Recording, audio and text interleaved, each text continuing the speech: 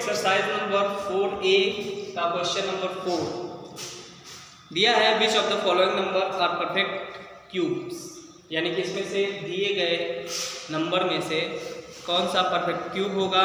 In case the perfect cube, यानी कि perfect cube बनने की स्थिति में find a number which cube is the given number. उस संख्या को भी बताना है जो कि दी गई है।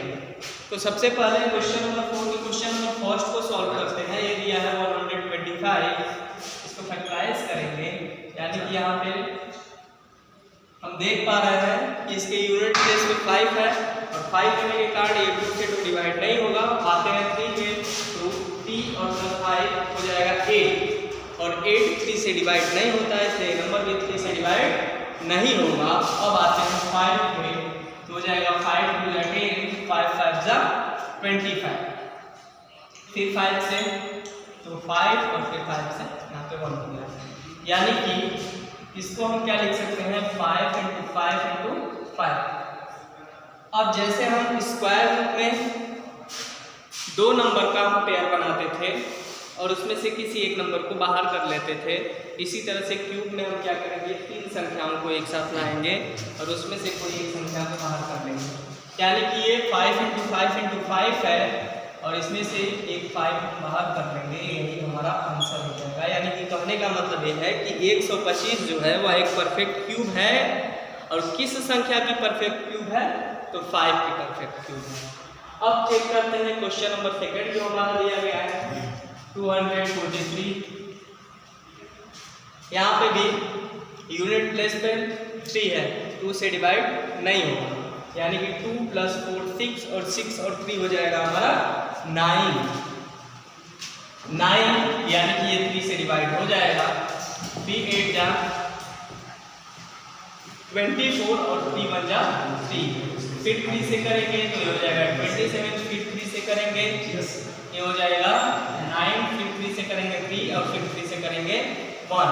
अब यहाँ पे यदि हम आपस में मल्टीप्लाई करते हैं तो जाएगा 3 × 3 × 3 × 3 × 3, यानी कि यहाँ पे एक 3 का तो पेयर बन पा रहा है लेकिन दूसरे 3 का पेयर नहीं बन पा रहा है।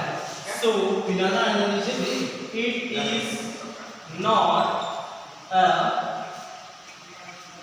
परफेक्ट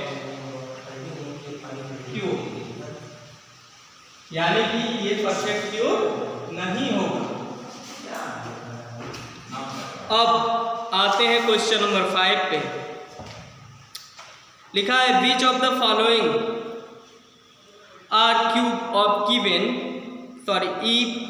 ऑफ इवन नंबर, यानी कि इसमें दिए गए जो नंबर्स हैं इसमें से कौन सा जो क्यूब होगा वह इवन नंबर का क्यूब होगा।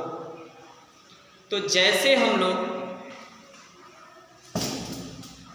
स्क्वायर में करते थे कि ऑड नंबर का जो स्क्वायर होता है वो ऑड नंबर होता है, उसी तरह से इवन नंबर का स्क्वायर इवन नंबर होता है, बिल्कुल उसी प्रकार से इसमें भी क्या हो जाएगा कि ऑड नंबर का जो क्यूब होगा वो ऑड नंबर के रूप में होगा और जो इवन नंबर का क्यूब होगा वो इवन नंबर के रूप में होगा।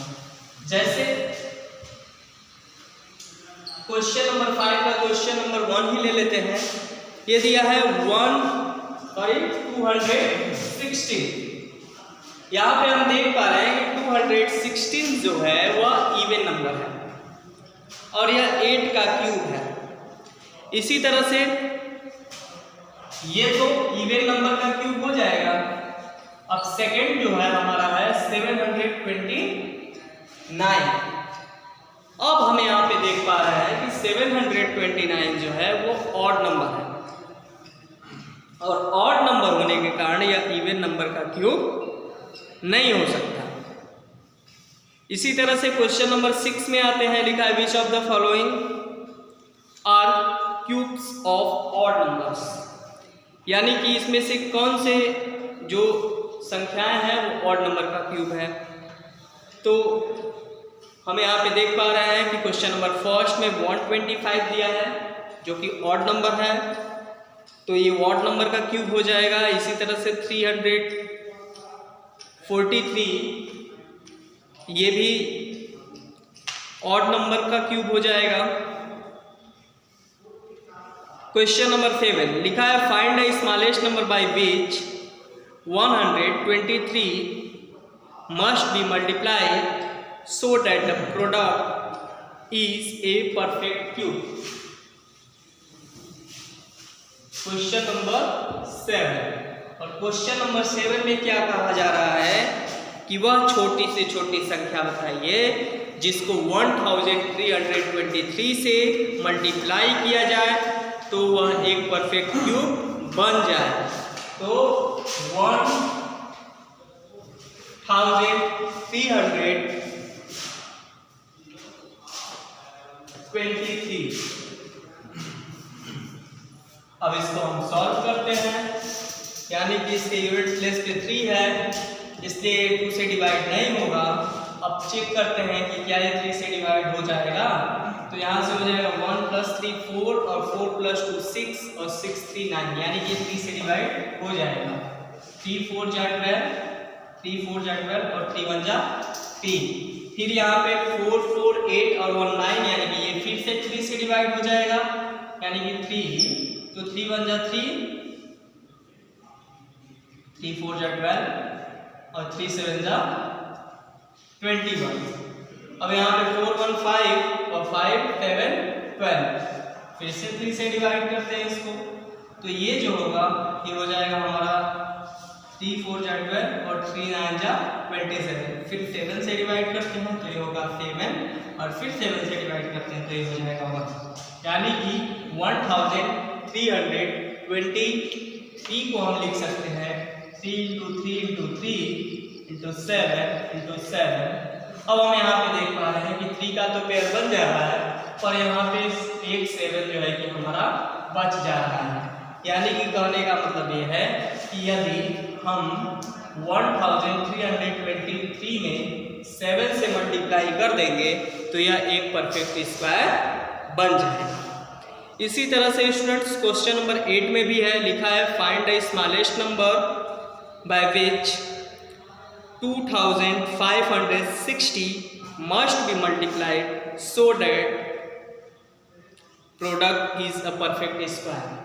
तो बिल्कुल इसी तरह से उसको सॉल्व करेंगे और जो भी कोई नंबर एक छूट जाएगा वही जो है कि उस नंबर में मल्टीप्लाई किया जाएगा।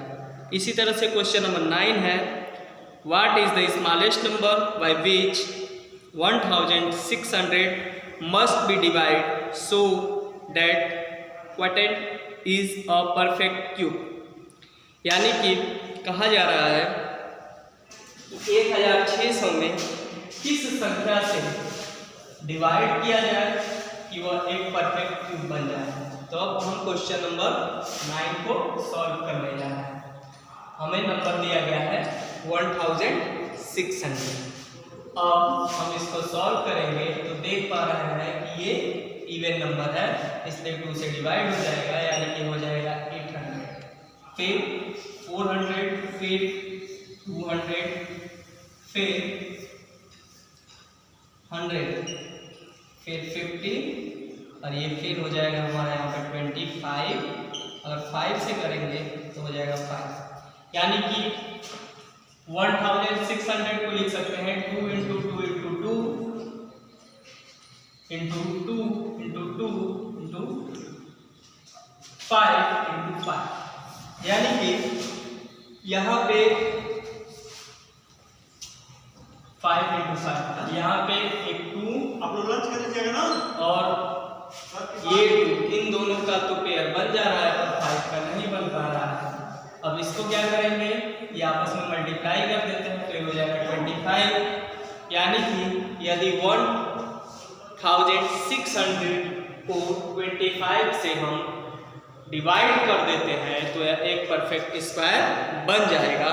बिल्कुल इसी तरह का क्वेश्चन नंबर 10 में भी है, इसी के अकॉर्डिंग उसको सॉल्व करिएगा और नहीं समझ में आएगा तो अपने कमेंट बॉक्स में लिखिएगा। अब आपका एक्सरसाइज नंबर 4A समाप्त हो गया है। अगले वीडियो में हम लोग shortcut method for finding the cube of 8 2 digit number के बारे में डिस्कस करेंगे। So thank you students.